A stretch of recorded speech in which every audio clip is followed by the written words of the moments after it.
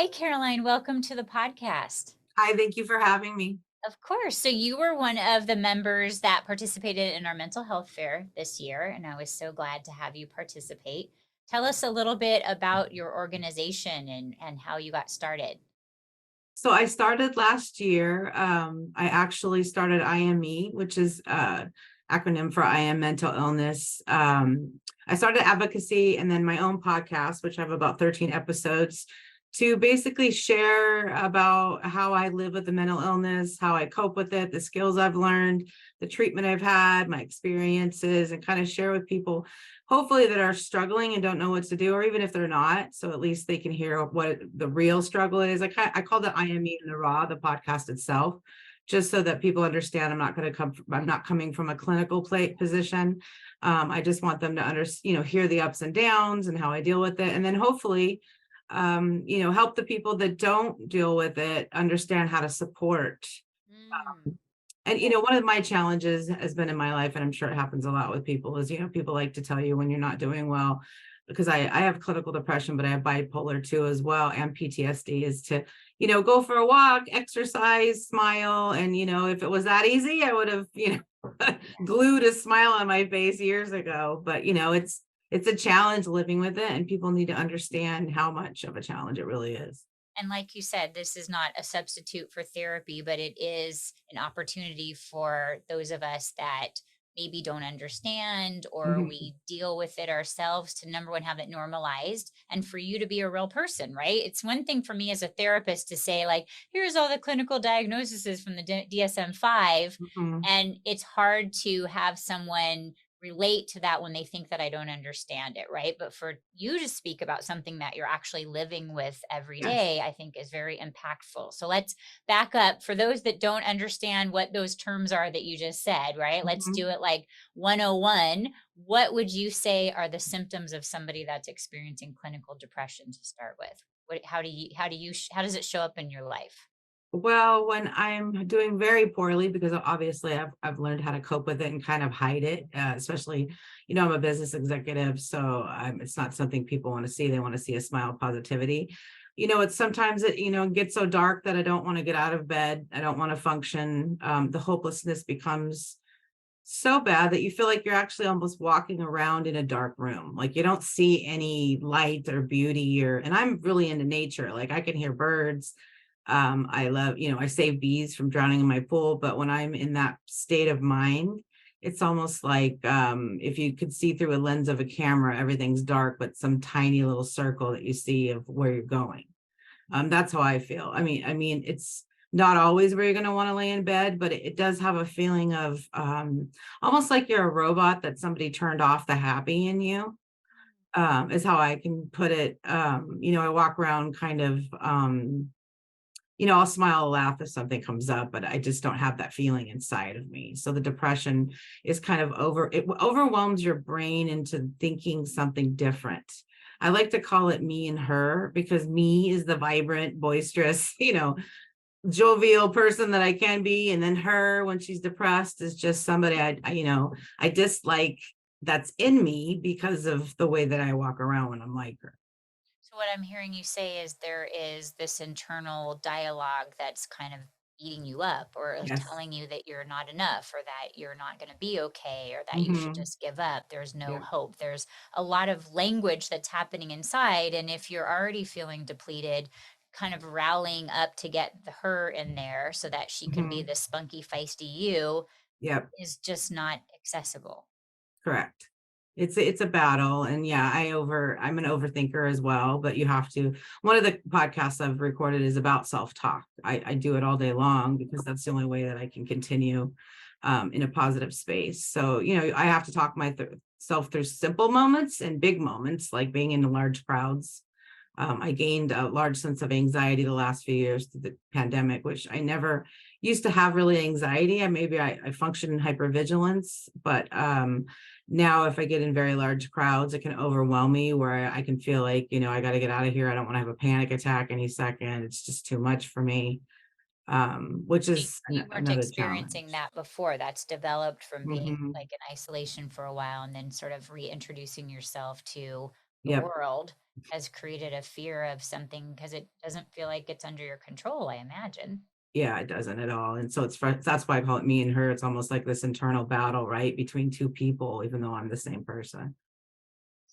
So excellent, beautiful description of unfortunately what depression is like. What Thank tell you. tell us about bipolar? What are the symptoms that come up for you? Well, when I become manic or, extremely full of energy, which I'm more depressed than I am manic. Obviously, the mania can become out of control. So basically, I'm so hyper and running around and, trying to distract myself and do so many things. And my personality could be so big, in the presence of just a one person or a group that I can overtake the whole conversation, maybe the whole party, the whole scene because my brain's so focused on, hey, I'm happy, I'm here, I'm a big shot, let me make you laugh, and I've had to really, tone that down and understand how to cope with it when I do feel like that. I don't feel so much manic anymore because it's controlled. I mean, I think I was just talking to someone the other day that deals with what I deal with as well. And, if it was up to us, we'd be manic for the rest of our lives, only because the mania is it's such a positive feeling compared to not wanting to do anything and be in bed and feel hopeless and feel like, why am I here? At least with the mania, it tricks you into thinking the grandiosity of like, you kind of feel like a superhero, right? Which you don't want to feel to that level. I don't think I've ever hit like a level of psychosis, I think because of the bipolar too, which thank God. But you feel more productive. My creative side, like I have a creative mind. I write poetry. I'm like on point and ready to go when I'm manic, but when I'm depressed, it pulls everything I have, just like to sit here right now in front of the microphone. Right. And for some people, they're also not able to sleep, right? So Oh you yeah. are being more productive because you've not wasted those hours getting sleep. hmm Like yeah, I mean, you could, if I got something in my head at like 8 o'clock at night and I wanted to do it, I'd probably be up all night working on You'd it. just be Yeah, like, I'm definitely. going to write a novel of poems right now. So here I hmm go. And And it if it takes me seems, 2 months, I'll put it aside. I'll yeah. do it right now. And it's not realistic, but that's where your brain kind of goes. And so you say that it's managed. Does that mean that you take a medication for it? I do, but I don't take anything for the mania just because the depression is so prevalent to my disorder. Like it really takes over more than the manic does. I can't tell you even the last time I felt manic in years. But I take antidepressants. I do go to therapy. I've gone to therapy.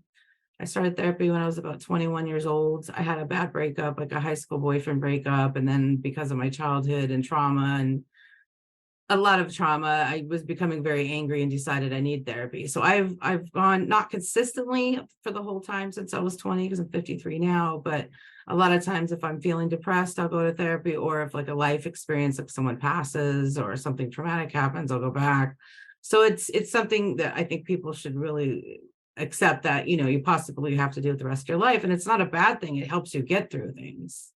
That's for sure. I think Because that it's a we don't combination. You always, need treatment and yeah, yeah. we don't always have the same life experiences. You don't Yep. you have older tools that help you visualize how you're going to get through it. But what you're saying is the new events that come up make it Mhm. important to go to therapy.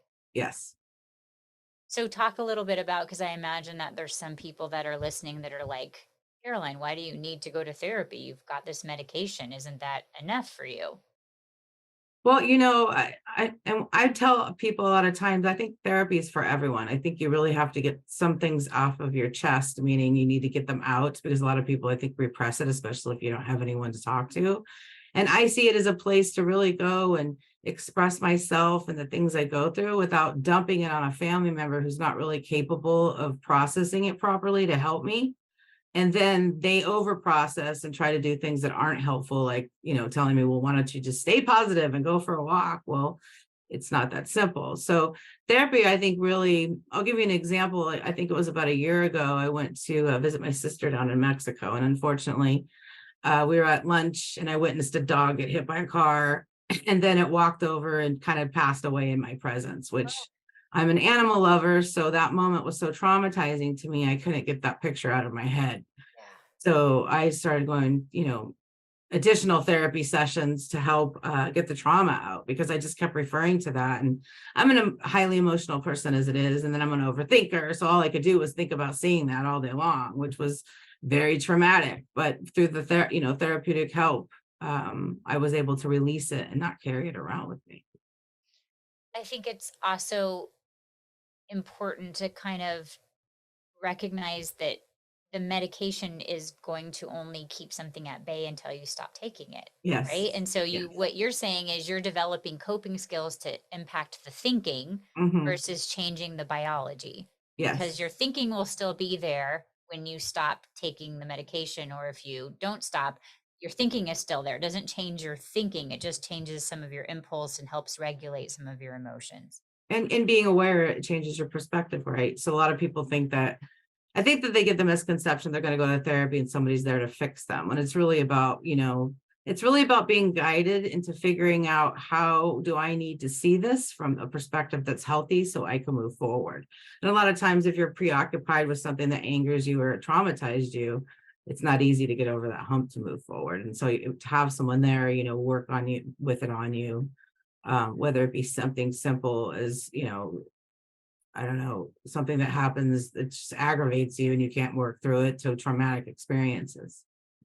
Well, and there's something magical that happens when a therapist, in my perspective, says to you, "How do you feel about that?" And you don't have to put any of the filters up that you would have to do with family members or friends, because maybe you're frustrated with them. And that doesn't feel safe to be like, "Well, yeah, you really irritated me. I don't like the way that you're not taking out the trash and helping around the house," right? Yeah. That isn't, a therapist is not your friend. They're not your family member. They're not invested in the outcome. They care Yes. about you having the best life possible. And so you getting to articulate your truth and not having a response other than like, "Sounds right. What do you want to do about it?" Right? What do you Yeah. see as your Yeah. options? I imagine is part of why it feels so freeing and so peaceful to have Yeah, that right. sense. You don't feel judged. You don't feel called out for something, even if you feel something negative, or, because everybody's going to feel something at some point that's negative, or it maybe even come across hateful. But if for the moment, maybe you're just feeling that angry about it and you want to express it, you express it to somebody you're, familiar with or related to. They might even take it bad because they might start reflecting on other instances where you acted that way. And then there's no healthy dialogue. So it really is. That's why I say I feel like you go there and you dump it on someone. And it's not like, literally, you don't have to walk away with all my problems, but people in your life are going to maybe take accountability for that when maybe it's not even their position to, or give you advice when they have no idea what it's like from your perspective and what you deal with. And in fairness to our family and friends, it's because they want to fix our feelings, Of right? And course. it's difficult, it's painful to see people that we care about in distress. And unfortunately, we don't tolerate you being in distress. So we try to fix it like, "Oh, don't think about it. Go put a smile on your face and just take a nice walk and you'll be good," which Mhm. is well intentioned, but it actually Yes. sort of minimizes what's happening for you. Yes. And I have a good example because I was thinking about this the other day, how I even started a podcast thinking that people that I knew and were related to, listen to my podcast, maybe you'll understand in more depth of what I go through. Yeah. But because people don't deal with it, they don't think of things like, somebody had, referred me to a movie, and the movie, the description didn't really tell what it was about. It just was called My Son, or Our Mm. Son. And it ended up being about a mental health issue and a teenager who ended up at the end taking his life. Well, Oh, I wasn't really in the best place that day. And then, of course, I continued to watch the movie because I was curious about what it was about. And it kind of put me in a tailspin for the rest of the day because, I've gotten to that place. I have two siblings that have actually accomplished it. And it wasn't healthy for me to watch things like that. And people just start thinking that way because they're just thinking it's a good movie to watch. But you're like, well, yeah, that's the last thing I needed to see right then. Probably should have watched a comedy instead. But that my whole reflection was about how people really just don't get how it takes over your thinking. Like, I think people still believe, and that's been my frustration is that it's a choice. Like, you can have all these coping skills and you can get all the tools and go to therapy, and then you can just choose to be better. But that's, it's a lifelong process. I'll have to deal with this till I pass. So I have to yes. be smart about it and realize that and make good choices. Because nobody would choose to feel sad. Nobody would choose to stay in bed. Nobody would choose Yeah. not to go for a walk if it felt like it was that simple. Hmm. When you say that you went into a tailspin, I think that's important to talk about because that also is not a choice. And it Mhm. probably feels like you're watching yourself circle the drain and not Yep. really knowing that you're going to be able to pull yourself out. Does it feel like now that you've found more coping skills that you have more? Is it that you have more ability to notice when you're getting close to circling the drain and you can like avert? Or is it that you know that, okay, I'm here, I'm feeling depressed. If I do A, B, and C and I do it for the next 3 days, I will start to like feel that I can pull myself out of it? Like, what is that process for you? Well, something like a movie triggering me, and I've been through the last couple of years have been really a challenge for me in many ways. So it's kind of easy at this point to get me thinking about what's my whole point of being here. I think my age has something to do with it. I mean, that's just my perspective, but I'm 53, so it's like, the questioning life. I never gave birth to my own children, so why am I here? What's my existence?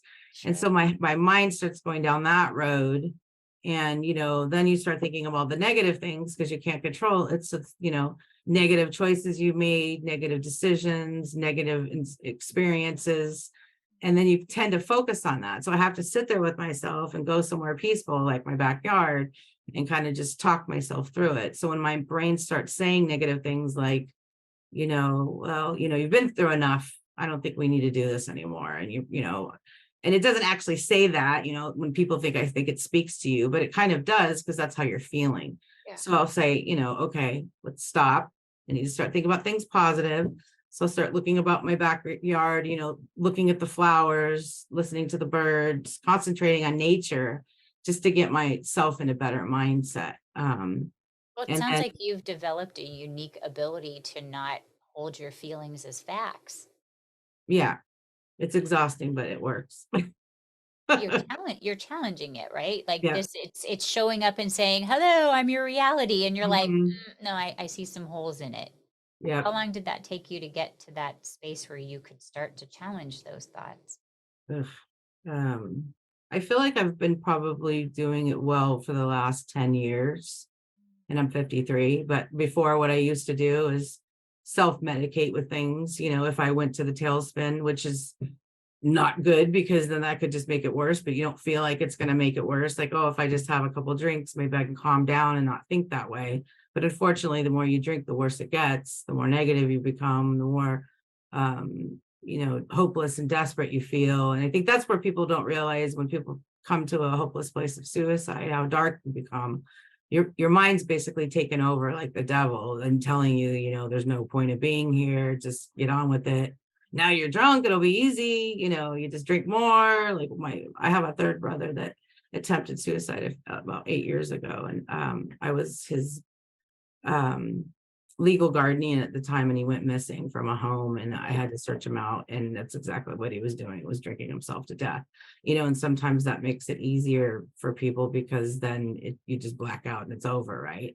So you also have to make the smart choices of not leaning on things that and self-medicate, because it can make it 10 times worse, frankly, and put you in a tailspin you didn't even expect to go down.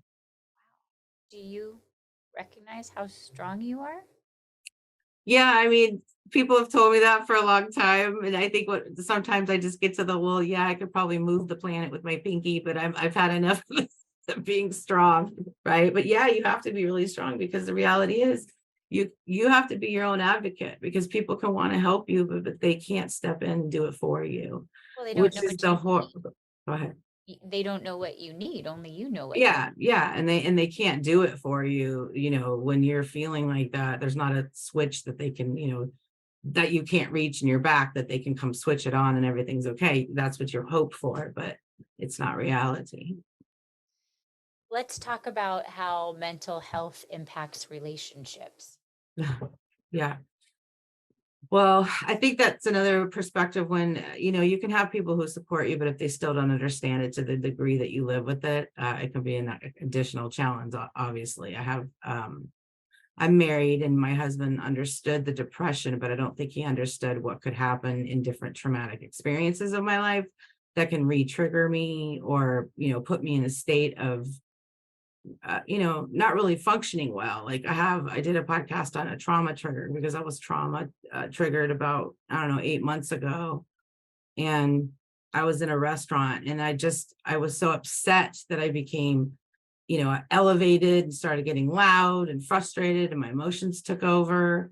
And he doesn't know what to do when that happens. And it's almost like he's looking at me like everyone else is looking at me, like, take it down a notch, calm down, get yourself under control, which yeah, I'm trying to do that and I'd love to do that. But if I'm trauma triggered, it's at that point, it's chemical. Like I'm just almost hysterical. And I hate using that word because, especially with the gender issue, I don't like women being called hysterical and to calm down because it's really not a choice, right?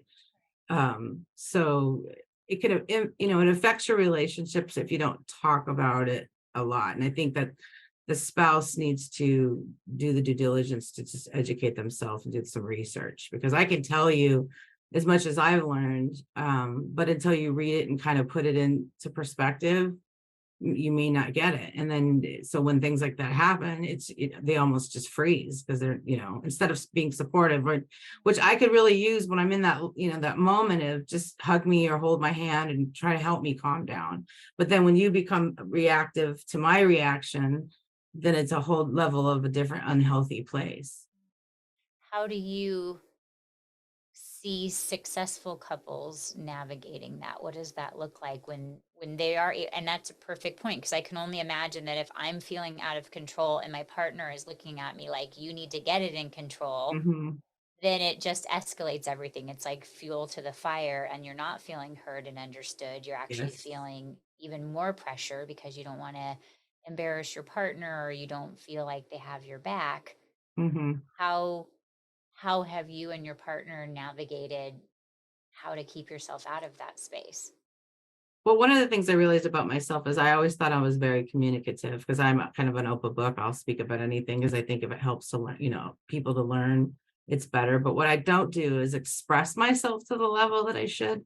So now I've told him, if I'm getting escalated, and you can tell all I need you to do, this is what I need you to help me, is to hold my hand, hold my arm, stay there calm, just talk me through it and not reacting off of it. Like I'm making you mad, then you make me mad because that's not where I'm at. So I think you have to express what you need in the moment to remain calm and what you need from them. And you have to let them know that because they're just going to be guessing. And then the guesses are probably not going to be the right ones. So with anything, right, in a relationship, you have to express what you need in the moment and not keep it to yourself. I'll give you another example because we had this conversation because I had a treatment about a year ago, the TMS treatment, the magnetic therapy. And I know it was like 2 months, 5 days a week, and I had to come home and I had to actually still work during the day. So I schedule them in the afternoons, but then I kind of have a little bit of a headache after the treatment. And I would come home, and a lot of times, my husband was great. He would drive me there and back. Come in, he'd bring me drinks, but I would stay in the bedroom kind of resting. And at one point I said, sometimes I'd just like you to just come lay with me and hold me because it's a really hard existence to live with this. And he goes, well, I thought I was giving you space. So you have to tell me these things, because then I get hurt, right? Because I'm feeling like I'm being abandoned in the room, like the sick person, when all I had to do was say that I need you to hold me right now because I always feel alone, being the sick person. Which is a conversation that every couple should have. We Hmm. all have different needs when we're Hmm. sick, right? We have different expectations of growing up in our family of origin about like what does self-care look like when I'm not feeling my best. Some of Yeah. us do want to just be like pretend I don't exist, right? I want to Yeah. suffer in silence, or you want to have somebody be present and so that you don't feel like you're alone and you want comfort. I mean, that's an incredibly important point for every couple, and then add the layer of having a mental health issue and have gone through some treatment and a I mean, it's like that's just continuing to add to the 7 layer dip. And if you're not even clear what you need as a couple at the basic, like what when I have a cold, how do I Hmm. want you to respond, we don't Hmm. even have a baseline then for what to do when you're Yeah. having extra. Challenges. Yeah, yeah, Yeah. okay. Talk a little bit about the TMS because there are some people that are listening that are not sure what you're talking about. So that is a treatment typically, for my understanding, is you have severe depression and it's one of Yes. the more, I mean, it's been around for a minute, but it's becoming more referred as a treatment because that means typically that your depression is resistant to medication support. Is that why you're proceeding with TMS? Talk a little bit about that. Yes, so I haven't been on two antidepressants for about 20 years. And I feel like at some point, I think medications start to lose what they need to do for you at some point. Build up And the tolerance to them. yeah, Yes. and I traveled so much that I was always on the go, being distracted, and didn't realize that maybe it was affecting not just my mental health, but my physical health. So I, like I said, in the last 4 years, I've been through like so many challenges at once. It became a lot to handle, and I had a physical illness, so I had to go off the meds. Oh, okay. So then I wasn't doing well at all, and I had gotten to a place where, suicidal tendencies was a daily thought. I wouldn't act upon it, but I would constantly think about it, and the desperation was there. And I thought, if I got sick on the meds, maybe I can try this alternative treatment and not have to go back on medication. Because, I've accepted years ago that I might have to take medication the rest of my life. And I had, you have to, because a lot of times people, of course, will take medication and they start to feel well and they're like, oh, I don't need it anymore. Well, the reason you feel well is because you're on the medication. So getting off of it isn't really helping. So, but I had kind of was forced to, just because of my physical illness. I got close to having sepsis. So we had to kind of clean my body of everything, including that.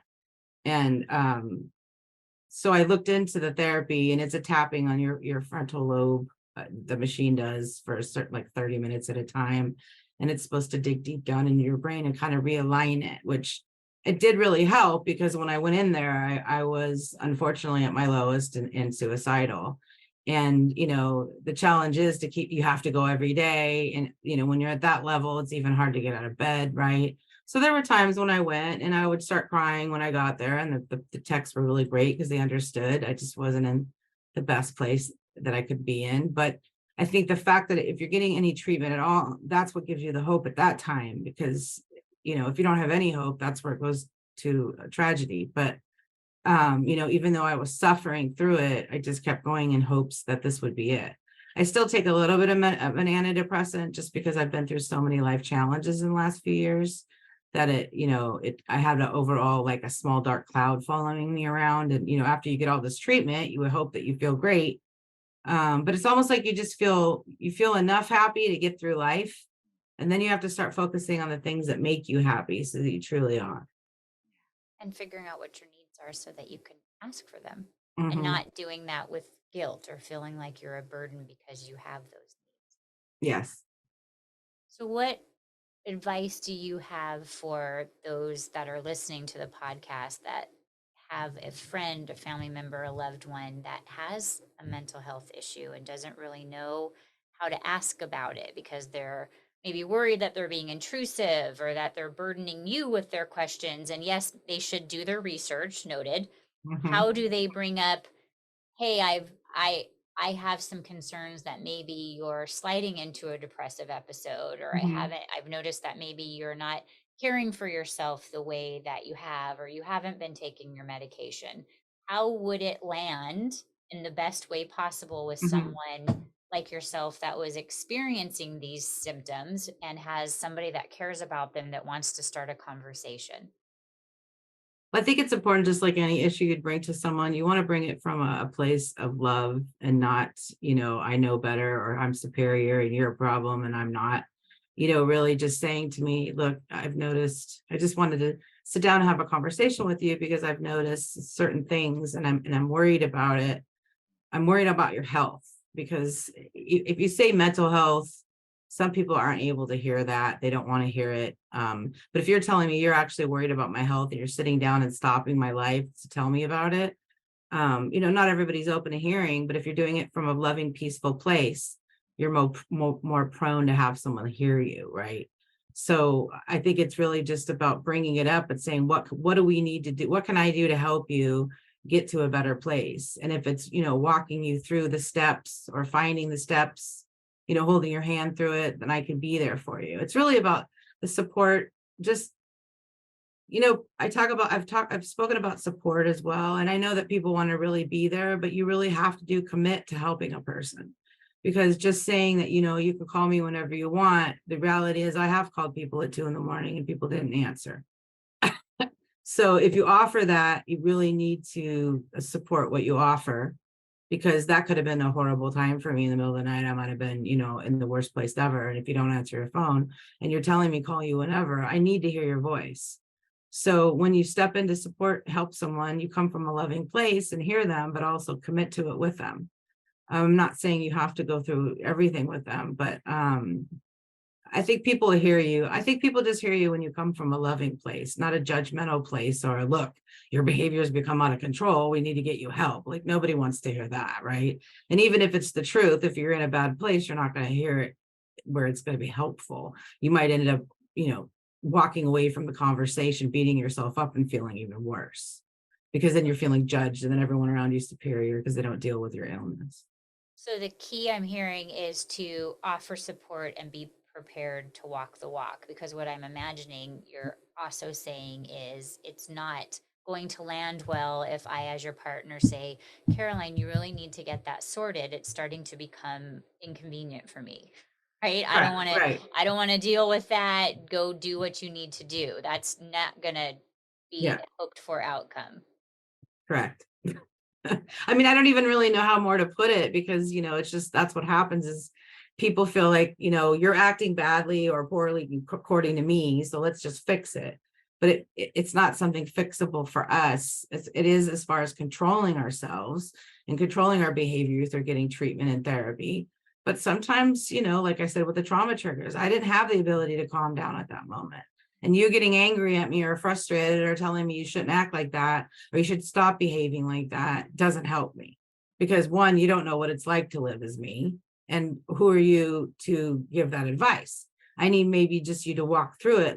Okay, what do we need to do? What do we need to get through this moment? What do we need to help you with the future? Is there something I can do? Do you need to call me every week? Or, give options that are supportive instead of trying to correct and, change the behavior that's probably you're not going to be able to be the one to do that. So if we're in a relationship, Mhm, you and I, as the partners, need to team up against the mental health issue, because the mental health issue is the cancer that's attacked our relationship. And so instead of me pointing at you and being like, you're causing all these problems with your mental health, and you pointing back at me and saying, you don't understand what it's like to have a mental health mhm, issue, we partner up and we aim at the mental health, which means I, as a supportive partner, might learn about it. I might like also ask you, like, what have you like learned our coping skills? How can I support you when I see mhm. that those maybe are struggling for you? What is it that you need from me when it flares up for you? That we are acting as a team versus pointing at each other and saying, sort this. Yes, and maybe even having a word like I have a word with somebody in my life right now that get who can get escalated when they're upset a little bit, and I just have to say blueberry, and it's a reminder, you're going there. And it helps me. I mean, I enjoy it. I have another friend that's pineapple. So then I know, like, say if I was getting really manic and they're like pineapple, pineapple, like I know they're telling me take it down a notch. You're not realizing how, hyper you're being. So Right. that always helps, because then it's not accusatory. It's really just a reminder. And then you can connect the two to, oh, I need to adjust my behavior, or, this person's concerned about me right now. What do we need to do right now to get through this moment? So it's a reset word that doesn't feel attacking and Mhm. doesn't feel accusatory. It's just like, hey, blueberries and pineapple, we need to Yeah. like ground ourselves. Okay. Yeah, I mean, it's saying I'm coming from a loving place and I love you and I don't like to see you go through this, because I think what people don't realize, they don't say, they don't recognize that you're going through something. It's always like, let's just fix it. Let's get on with it. And it's like, no, I need your help to get me through this, even if it's just this moment. What can you do? Even just if you could hold my hand, that could calm me in certain ways where when you're dealing with it alone, you don't have anywhere to put the anxiety. And we could recognize how extraordinary vulnerable that was for you to ask to have your hand held, because Yeah, that right. when you're in the midst of Of course. battling Yeah. those thoughts that are not being kind to you, Mhm. you not getting in your guilt and shame about this experience and actually asking somebody to give you love and support was hard to do. Yeah. And then that's another place that, obviously, if you're struggling, you want to get to a place that you can feel comfortable and vulnerable with people. And that all has to do with, being your self advocate, because then when you can acknowledge you have an issue and you do your own research and you educate yourself on your issue and you get treatment and you go to therapy, you start to believe in yourself, and you don't need the security that, that can overshadow the insecurity that can overshadow being vulnerable. You need to be vulnerable because that's the only way you're going to get help, is be honest and true, living your truth and authentic. This was really helpful, and I am grateful that you were willing to be vulnerable and come talk about this. This is not easy, no matter how strong you are and how much therapy you've had. This was a choice, and I do appreciate that you gave us this time and this sort of glimpse into something that a lot of us don't understand, and you did it with kindness and grace. So thank you for coming on and sharing your experience with us. You're welcome. And I thank you for giving me the opportunity, because that's why I just want, I understood during the COVID that, people who maybe they don't have a mental illness diagnosed, but they just started to get depression and anxiety from just being inside all the time. I knew that so many people were dealing with it and probably didn't know what to do. And it's just, I like to help people, and it makes me, that's what brings me joy and makes me feel better. So I do appreciate you having me. So tell us the name of your podcast and where we can find it so I can send people your way. So it's called I Am Me in the Raw. So it's IAMMI, and it's on pretty much every podcast site, Apple, Spotify, Audible, and I think it's pretty much on everything. And I have about 13 episodes, and I'm hoping to get in a better creative place soon so I can continue to do it. I do speak with a friend who suffers from something as well in most of the episodes. And she's kind of like my sounding board, and she'll chime in as well. We went to college together, and we actually both studied psychology. One of the reasons I pursued the degree was, trying to figure out how do I cope with it and look back at my family's dysfunction. So and I think it's very helpful because it comes from a raw place. It is good to have like the sessions that you do as well from your perspective, but I think a lot of people, when they struggle, is they don't hear the reality of what it's like, how, I can go to work, at my business executive and put on the mask and be bubbly and be all these people. But then maybe when I go home, the light goes down a little bit because I'm having to deal with the reality of it. Great. Well, I hope anybody who has either someone in their life that they love that's working through this, or someone that's looking for a peer to walk them through their journey will find their way to your podcast. And I I really hope so too. appreciate you coming and sharing with us. Thank you as well. All right. See you next time. Okay. Have a great day, everyone. Bye. Thanks for tuning into the D Spot. Find me, Dr. Dana McNeil, and my guests on social media using the links down below. Subscribe for new episodes weekly and leave a comment letting us know how and if you can relate or what topics you'd like us to cover next. See you next time, and don't forget, going to therapy is cool.